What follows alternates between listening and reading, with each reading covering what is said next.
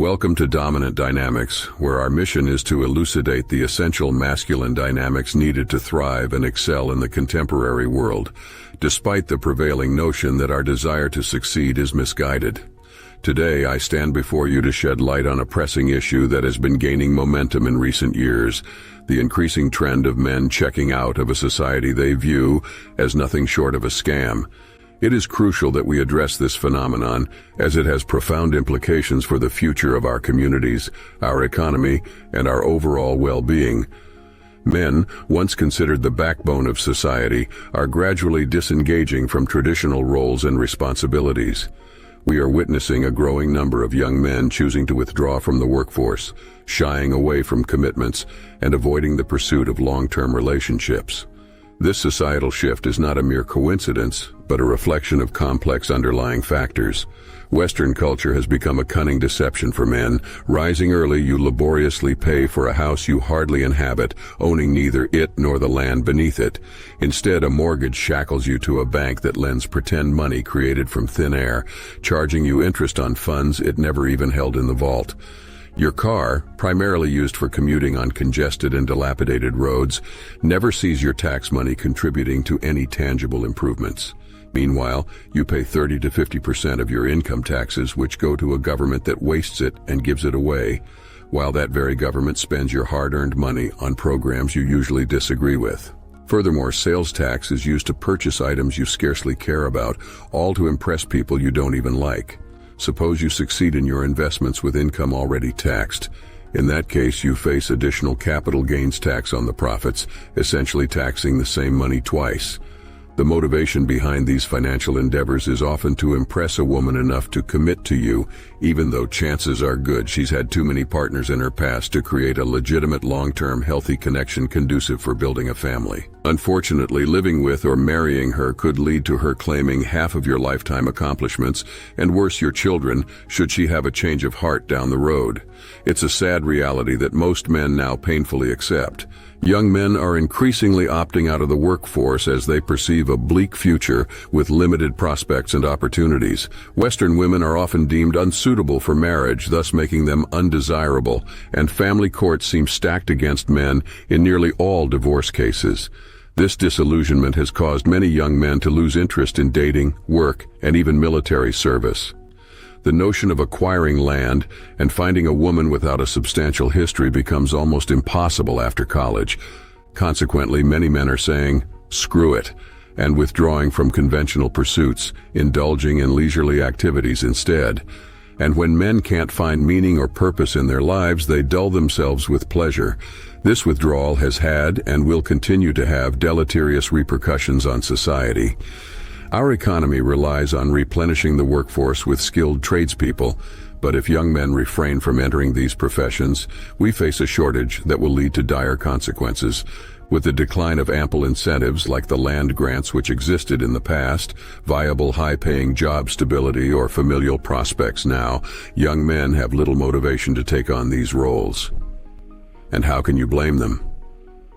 In any endeavor, if the juice isn't worth the squeeze, are you going to waste the time to squeeze the fruit to get the juice to begin with? Of course not. Throughout all of human existence, our interaction has been based on the fundamental understanding that incentives are what drive behavior. As a result, our population growth is now slowing considerably, as people in the West are now breeding below the 2.2 person replacement rate to sustain a viable next generation of growth and productivity. Feminism and societal changes have played a significant role in shaping this abhorrent reality. The decline of men in these essential professions will impact our daily lives. As plumbers, doctors, electricians, welders, machine operators, mechanics, linesmen, and roofers become more scarce, this will cause a gigantic rise in wages and service costs to meet demand. Tax revenue in real terms will plummet as men withdraw from the workforce and seek less taxable income. Without incentivizing young men to pursue traditional roles, the future appears uncertain. Some men who are content living a minimalist lifestyle or choose not to engage in the marriage casino may navigate this changing landscape with relative ease, which is the smart move until conditions and morale improve. However, those who follow the path of independence foregoing traditional values and responsibilities, may still find themselves ill-equipped to handle future challenges. The silver lining may lie in society's reevaluation of the importance of young men, recognizing their value as the backbone of the nation. Offering incentives and acknowledging the critical role they play could spur a positive shift in societal dynamics.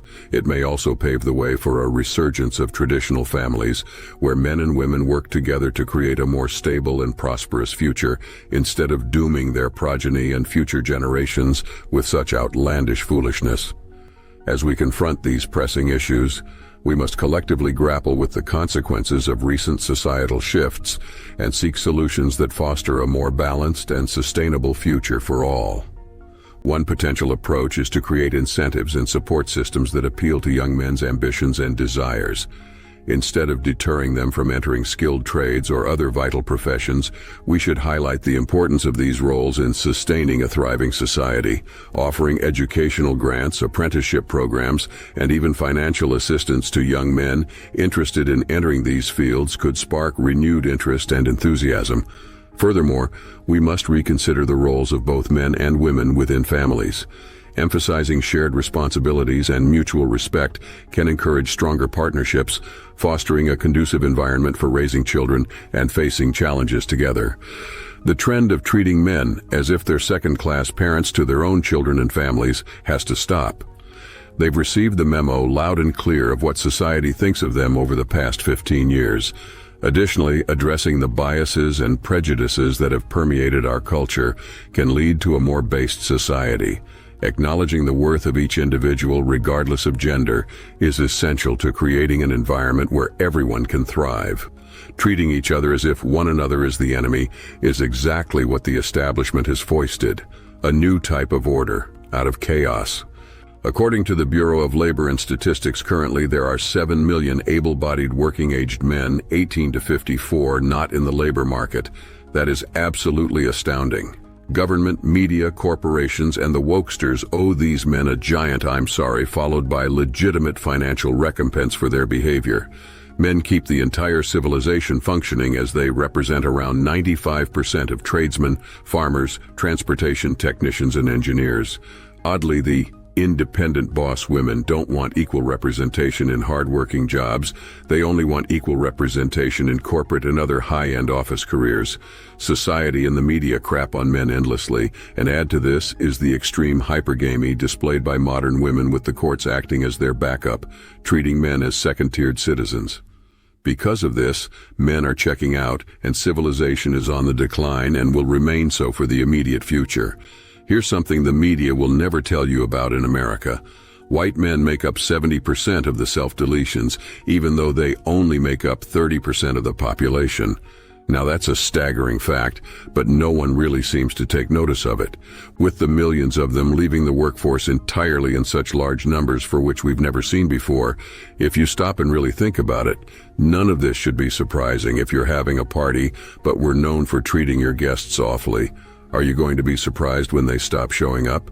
I mean, really, why should men work tirelessly just to be fired at any moment because they're considered not diverse enough?